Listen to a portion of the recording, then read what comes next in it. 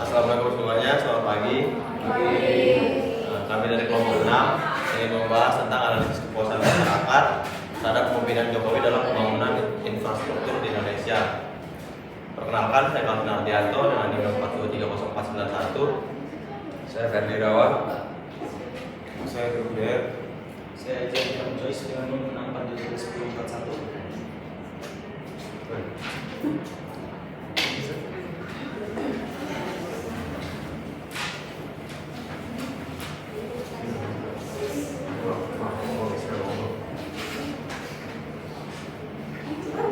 Yang pertama kita masuk ke latar belakang terlebih dahulu, mana sama-sama kita ketahui bahwa pada masa awal hingga akhir kepemimpinan Pak Jokowi, dia sangat concern atau sangat fokus terhadap di bidang pembangunan infrastruktur di Indonesia, yang mana menurut dia infrastruktur adalah fondasi utama pembangunan ekonomi dan sosial. Dia membuat infrastruktur itu terus dimajukan atau dikembangkan karena salah satunya untuk mempercepat pembangunan ekonomi di setiap daerah.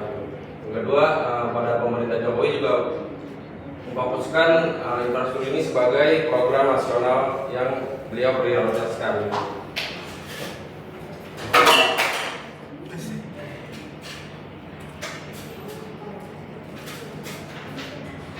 Dari analisis ini, saya membuat rumusan masalah dan tujuan penelitian, dan rumusan masalahnya adalah bagaimana tingkat kepuasan masyarakat terhadap pembangunan infrastruktur era Jokowi. Yang kedua, faktor apa saja yang mempengaruhinya. Dan dari rumusan masalah ini kita mendapat dua tujuan utama dalam analisis ini. Yang pertama, menganalisis persepsi dan kepuasan masyarakat. Yang kedua, mengidentifikasi faktor yang mempengaruhi kepuasan tersebut. Di sini saya akan coba memberi gambaran umum kebijakan infrastruktur Jokowi. Yang sudah saya bilang di awal, beliau sangat memfokuskan atau concern di bidang infrastruktur. Karena menurut dia infrastruktur di Indonesia ini masih sangat ketinggalan jauh dibanding negara-negara tetangga yang ada. Makanya dia coba dengan program terbaru yang di era sebelum Jokowi presidennya tidak ada yang fokus terhadap pembangunan infrastruktur di Indonesia. Dan di sini saat saya analisis, saya mendapat 4 program besar yang beliau ciptakan, 4 atau 3. Yang pertama itu program besarnya itu proyek strategis nasional atau PSN. Di sini dari periode keduanya kalau nggak salah beliau baru membuat proyek strategis nasional ini. Terus yang kedua adalah fokusnya pemerataan pembangunan dari Jawa sentris ke Indonesia sentris, di mana ini membuat daerah-daerah kecil juga beliau lihat gitu atau beliau pikirkan. Dan mungkin yang paling sangat dekat dengan kita adalah yang sangat berasa pembangunannya adalah pembangunan tol, pelabuhan, bandara, hingga bendungan. Nah ini yang masih kita bisa nikmati hingga sekarang. Mungkin selanjutnya ini ada metodologi survei yang sudah kami buat. Kami menggunakan metodologi kuantitatif melalui kuesioner, dan kemarin respondennya sudah saya sebar itu antara lain kayak mahasiswa, masyarakat, dan teman-teman semua juga di kelas ini mungkin ada yang ngisi kemarin kuesionernya. Dan teknik pengambilan kemarin kita pakai Google Form itu kuesioner, dan di dalam kuesioner itu ada 10 pertanyaan mengenai kepuasan kinerja infrastruktur, pembangunan infrastruktur di era Pak Jokowi. Dan tujuan surveinya adalah mengetahui tingkat kepuasan dan persepsi langsung dari masyarakat.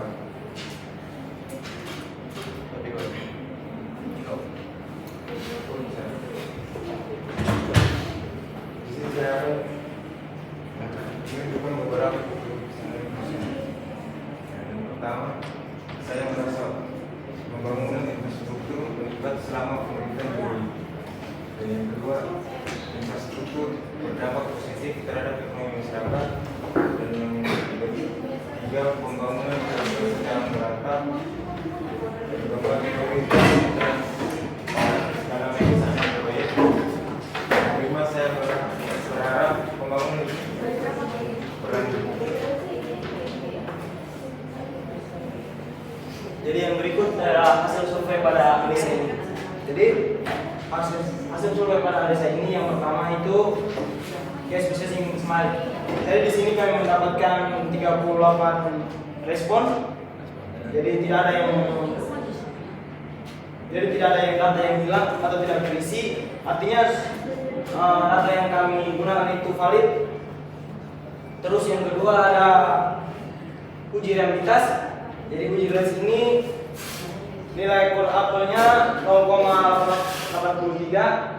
Ini menunjukkan bahwa kuesioner yang kami gunakan sangat realitas karena nilai 0,7 realitas, nilai 0,8 sangat realitas. Dengan 10 item ini artinya semua pertanyaan kuesioner dan dapat dipercaya dan dapat mengukur persepsi masyarakat terhadap kepuasan infrastruktur di era Pak Jokowi. Terus yang ketiga ada valid item. Dari valid item ini semua item pertanyaan dari pertanyaan 1 sampai pertanyaan 10 memiliki nilai konten item dan kurang total korelasi di atas 0,472 dengan yang tertinggi 0,728. Jadi ini berarti setiap pertanyaan itu relevan dan total skala yang diukur. Jadi core ini jika dihapus dalam kisaran 0,86 sampai 0,88 artinya tidak ada perlu item yang dibuang. Terus yang keempat itu ada uji korelasi kursor. Jadi uji ini korelasi antara masing-masing terhadap total skor menunjukkan angka yang cukup tinggi. Misalnya pertanyaan 1 terdapat 0,788, pertanyaan ketiga terdapat 0,751 dan pertanyaan kelima terdapat 0,792. Koleksi yang sedemikian didefinisikan oleh tanda bintang 1 atau bintang 2. Jadi bintang 1 berarti signifikan pada 0,05, sedangkan bintang 2 berarti levelnya 0,01.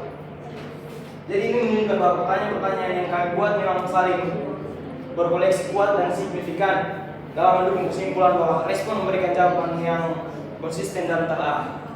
Jadi kesimpulan dari SPS ini, instrumen kuesioner yang valid dan realitas, data yang kami dapat 38 respon lengkap dengan analisa dengan statistik, terus korelasi antar mendukung persepsi masyarakat terhadap pembangunan infrastruktur berkaitan dengan era antar aspeknya, seperti persepsi manfaat, pemerataan dan dampak dari pembangunan tersebut. Nah, ini dari ada analis dan pembahasan dari hasil responden yang tadi sudah ditampilkan. Mayoritas responden menyatakan puas terhadap pembangunan infrastruktur. Dan yang kedua itu dampak yang paling dirasakan terdokumentasi potensi dan waktu tempuh. Kayak mungkin kayak sekarang ada kereta cepat, kan jadi masyarakat lebih merasakannya. Cuman mungkin hanya di beberapa daerah tertentu lah. Faktor yang mempengaruhi faktor yang mempengaruhi lokasi seperti lokasi tinggal, keterlibatan masyarakat dan persepsi terhadap pemerataan. Kritik dan tantangan masih ada ketimpangan wilayah pusat versus pinggiran. Nah, kedua itu kurangnya pemotretan informasi pembangunan. Nah, selanjutnya itu dampak lingkungan dan sosial yang harus diantisipasi dan pembiayaan yang berkelanjutan untuk pembangunan ke depan. Terima kasih. Mungkin dari kalian ada pertanyaan, silakan.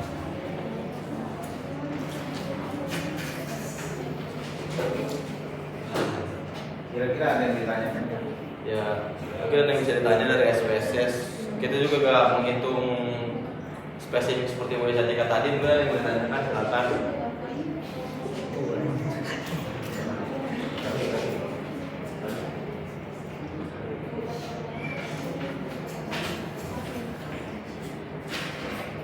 Tapi kalau nggak ada, bapak sedikit review ya. Judulnya apa tadi? Judulnya pertandingan.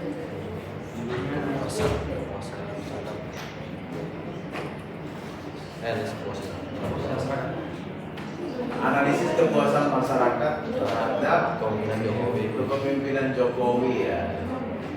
Jadi ini untuk judul kan agak unik ya, ini berbeda dengan yang sebelumnya. Kalau sebelumnya kan jualan gitu ya. dibagi dua ini. Ya. Ini jangan-jangan kalian ini projo ya, bukan ya? Ada organisasinya itu ya. Tapi memang kalau apa namanya? Memang kalau infrastruktur itu mungkin ada yang pro, ada yang kontra ya. Itu relatif di mana-mana ya. Sebenarnya dalam nggak usah yang besar, dalam skala kecil di lingkungan keluarga gitu ya. Mungkin berbeda-beda gitu. Ada yang fokusnya ke apa? Ya mungkin ke apa namanya? Pengeluaran itu banyak di ini misalnya di konsumtif gitu ya, pengeluaran yang konsumtif dalam satu keluarga ya. Ada juga yang di apa? Nggak konsumtif lah gitu. Ada keluarga penghasilan 10 juta, ya mungkin 9 jutanya dihabiskan untuk konsumtif, 1 jutanya untuk misalnya di luar yang konsumtif, mungkin untuk renovasi rumah segala macam gitu ya.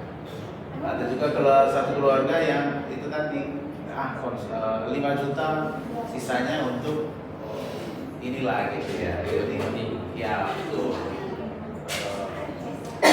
Terkadang kayak infrastruktur ini ya mungkin dirasa ini gitu ya, dirasa apa namanya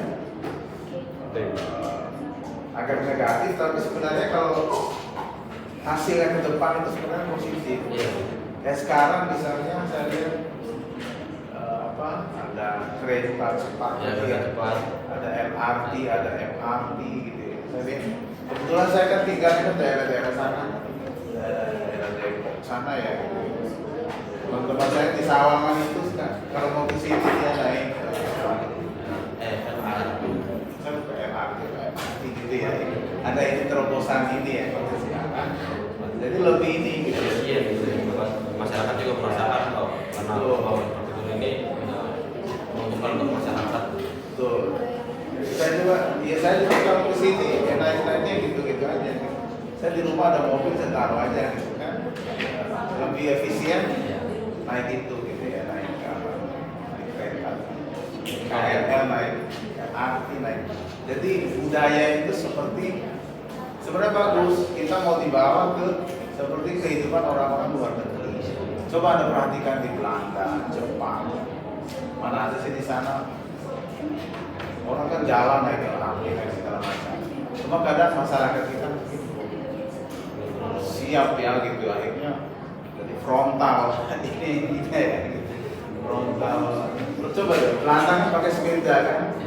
Kemudian coba di yang produksi motor siapa? Negara Jepang, coba lihat keseharian. Apakah ada motor di sana? Mungkin dari kebijakan juga kali ya. Ya. Kalau di sana kan kalau kita mau beli mobil itu harus ada tempat parkirnya dulu. Betul. Jadi artinya ya mungkin ini disiapkan infrastrukturnya. Iya. Jangan sampai orang dilarang naik motor tapi mau naik apa gitu. Jadi pemerintah harusnya betul gitu langkahnya menyiapkan infrastrukturnya. Baru nanti kebijakan gitu ya.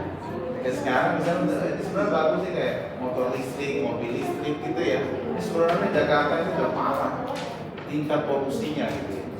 Ini kan asap kendaraan, motor, mobil yang kita hirup, dan kita hirup masuk ke dalam tubuh kita aja nggak ngerasa ya ini. Kalau orang-orang kampung kan kadang karena nggak ada polisi dia jarang ada penyakit kan gitu ya. Ada di daerah di sini kan seperti kampung, di sawah itu nggak ada polisi sehat ya. Kita baru ini sebentar, ya karena tiap hari kita ada polusi. Terus coba analisisnya tadi coba saya lihat. Jadi untuk judul sudah ini unik lah basisnya. Dari rumusan masalah juga udah ini yang terstruktur ya. Tadi saya baru tadi analisisnya.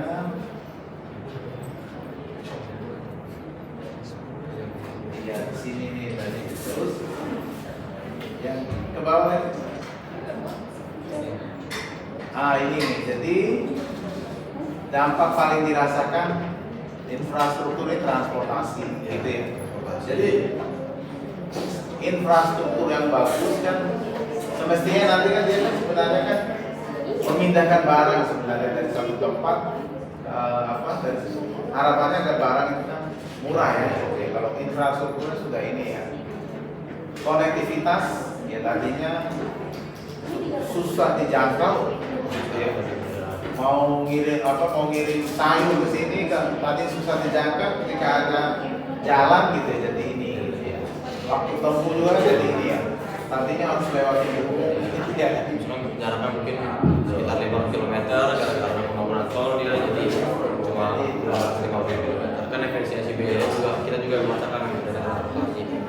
Dari transportasi, konektivitas, waktu tempuh. Iya. Ini kalian nanti cocok nih jadi pejabat ini. Jadi apa? Yang dipikirkan itu transportasi, konektivitas, waktu tempuh. Jadi kita saya perhatikan nggak semua pejabat ya. Jadi kebanyakan saya lihat pemimpin ya lebih banyak ke hal yang konsumtifnya gitu ya. Jadi masih konsumtif makan gitu ya. Dan sekarang ya sebenarnya bagus sih sekarang apa namanya pemerintah sekarang itu apa tuh yang makan bergizi gratis itu kan. Tapi apa sih namanya? Ya, perlu kajian juga sebenarnya itu ya. Karena kita kerjanya makan terus ini. Itu kan tugas bapaknya sebenarnya.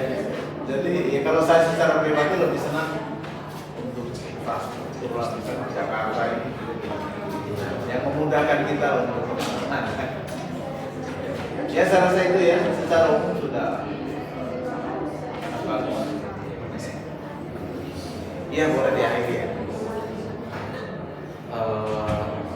Terima kasih buat teman-teman semua yang sudah mendengarkan dan tidak. Ini presentasi dari kelompok kami. Assalamualaikum warahmatullahi wabarakatuh.